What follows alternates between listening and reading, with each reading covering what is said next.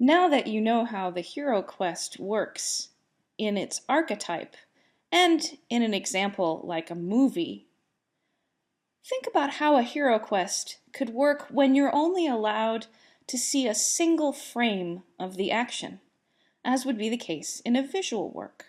You'd have to interpret the events that you see depicted in a single moment in time and imagine the events prior and the events after. It is possible for an artist to show you hero quest elements in a visual work of art. I'll show you an example on the following slide called Sir Isumbrus at the Ford by Sir John Everett Millais. This painting of 1857 is rich in romantic painting. It's full of color details and images. It tries to make very clear the elements of the hero quest. The viewer is meant to be able to pick out the hero and to get a sense that the hero is engaged in an action. Unlike Impressionist paintings, where we're meant to sit and contemplate a single feeling, emotion, or an eternal moment in time, a painting such as this narrative by Millais really gives the sense of progress, action, as if it were a still from a movie. The subject of this painting, Sir Isumbrus, is based on a medieval romance. It was apparently a really popular work of literature in the Middle Ages. There are at least 9 surviving copies of a 13th century manuscript. The story of Sir Isumbrus is of that of a man who's been given the choice to have prosperity and good fortune either in his youth or in his old age. And he decides to go for prosperity and good fortune in old age on the premise that he can ride around and do whatever he wants while he's young, and he should be able to conquer any adversity, but it would be nice to be taken care of once he gets too old to go out and face dangers in the world. The saga is long, and he goes through many reverses of fortune. In fact, he goes all the way as far to the bottom of his fortunes as anyone possibly could go. He thinks his wife is dead, his children are dead, everyone hates him. This painting by Millais shows one scene relatively early on in the saga. Sir Isumbrus is taking 2 of his children across a river, across a ford. A ford is a place where you can cross a river where the banks are sloping enough that you could get down to the water, and it's a place maybe where there aren't any rapids or dangers that you could perhaps swim across or wade across. So this depicts Sir Isumbrus with 2 children on the horse at the river's edge. Now, I could tell you the whole detailed story of Sir Isumbrus's adventures, especially here at the riverside, but in this case, I'm not going to. Instead, you extrapolate, examine this painting, extrapolate what you think are the elements of the hero quest. Who's the hero? Who are his companions? By looking at this painting, can you tell either what the quest is at this moment, or can you simply tell that there is a quest? Notice the faces of the children, looking out towards us, the viewers. An actor would refer to this as breaking the 4th wall. That is, it's as if the characters in the story suddenly realize that we, the viewers, are there. It's a little unsettling. It makes a direct connection between the viewers and those characters that are supposed to be remote in a story.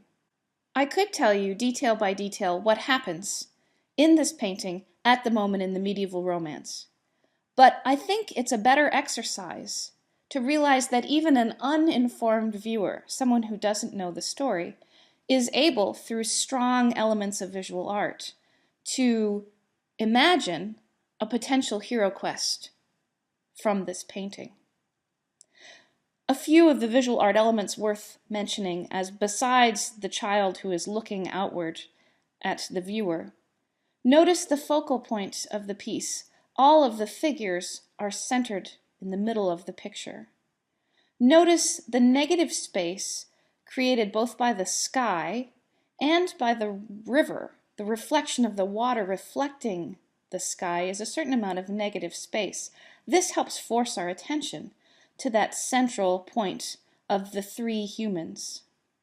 The darkness of the horse also provides a really great foil to the bright color of the cloak of the one child and the blue shirt on the smaller child hanging on behind.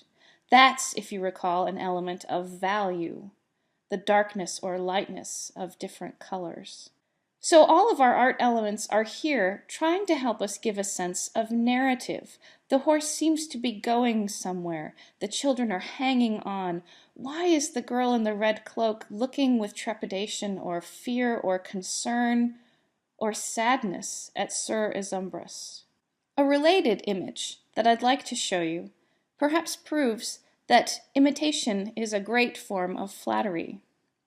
In 1983, the Australian illustrator Graeme Base created an alphabet book that showed with pictures illustrations of every letter of the alphabet. Graeme Base, as an illustrator, wanted to make illustrations for this book that were so detailed that it forced people to really examine and appreciate every single page. And so his alphabet book does just that. The following image from Base's book on Amalia is the letter H, horrible, hairy hogs with heavily harnessed horses, and they're riding homeward. In fact, they're hurrying homeward. The composition of this painting is eerily similar to Sir Isumbras at the ford, and that's not entirely unusual. Painters who have studied prior artworks occasionally imitate that previous artwork because they find it admirable, or because it gives them a historical link to the narrative that they're trying to portray, or because they admire the technique of the earlier painter. In this case, instead of people, we have hogs. If you look carefully, one of the hogs is indeed breaking the fourth wall by looking rather sideways at us out of the painting, just as the child in Sir Isumbras.